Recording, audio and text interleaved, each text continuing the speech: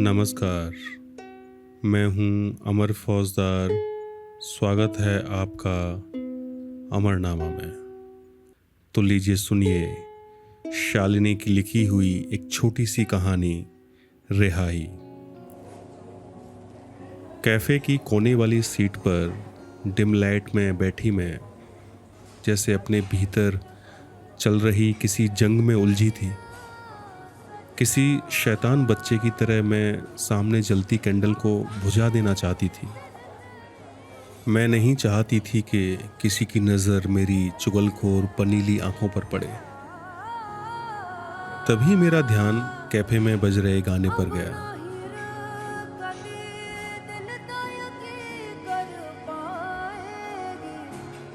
गाने के बोलों में मैं उलझी ही थी कि वो अचानक उठकर खड़ा हो गया। जाने कैसे मैंने कसकर उसका हाथ पकड़ लिया, ये जानते हुए कि इंतज़ार बस मेरी पकड़ ढीली होने का है। और पकड़ ढीली होते ही ये हाथ मेरे हाथों से फिसल जाएगा।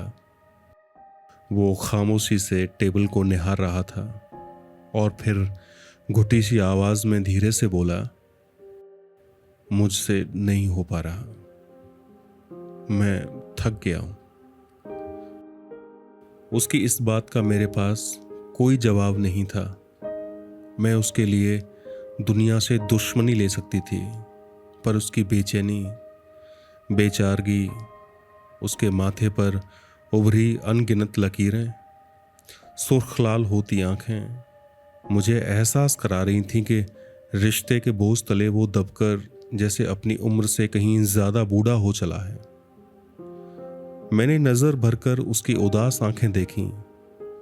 मुझे देखकर उनमें आने वाली चमक कहीं गुम सी हो गई थी। उसकी आंखों पर नज़र जाते ही जैसे उसकी बेचैनियों का संक्रमण सा हुआ। कैसे ही बर्दाश्त करती कि जिसकी उंगली थाम मैंने इश्क का ककहरा सीखा, उस पर ही बोझ बनी रहूं। आखिर दिल ने हार मान ली। मैंने धीरे से अपनी पकड़ ढीली कर दी। पर आज तो रुक जाते। आज तो वैलेंटाइन डे है ना। न चाहते हुए भी मैं बोल पड़ी।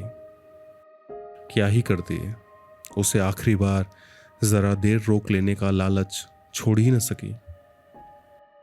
वो उसी तरह चुपचाप सिर झुकाए टेबल की ओर देखे जा रहा था, जैसे उस तक मेरी हर बात पहुंचना बंद हो चुकी थी। वो चुप था, पर उसकी खामोशियां जैसे चीख चीख कर उसका दिल बयां कर रही थीं। इससे पहले कि वो और कुछ कहता, मेरे कानों तक गाने की अगली लाइन आई।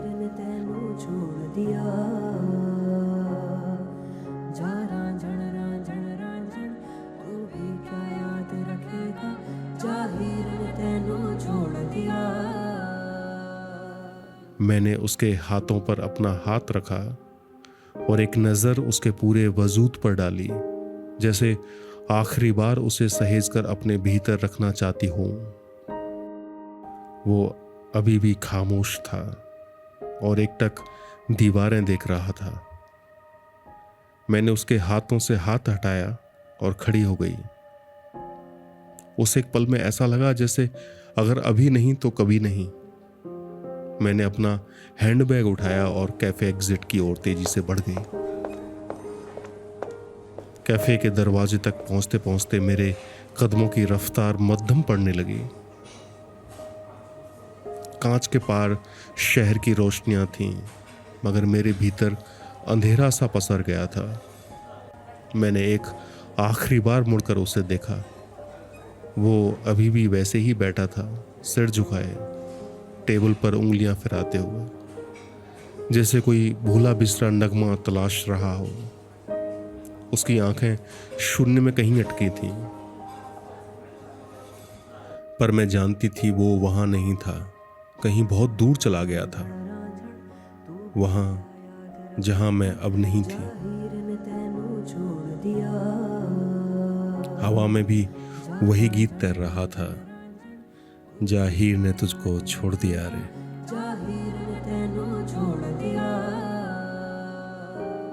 मैंने हल्की मुस्कान के साथ नजरें झुका लीं। आंखों के कोर भीगने लगे, मगर आंसू वहीं अटक गए। हीर ने छोड़ा नहीं, हीर ने खुद को कुर्बान कर दिया। मैं मुस्कुराते हुए बुदबुदाई। दरवाज़ा खोलते ही ठंडी हवा मेरे चेहरे से टकराई, जैसे इश्क के गर्म लम्हों पर किसी ने बर्फ रख दी हो। बाहर निकलकर एक गहरी सांस ली और उसी सांस के साथ अपने सीने में दबी सारी कसक वहीं उसी पल में छोड़ दी। इश्क का पहला सबक बांधना नहीं, आज़ाद करना है। मैंने उसे आज़ाद कर दिया था, पर शायद खुद की रिहाई तो अब भी बाकी थी।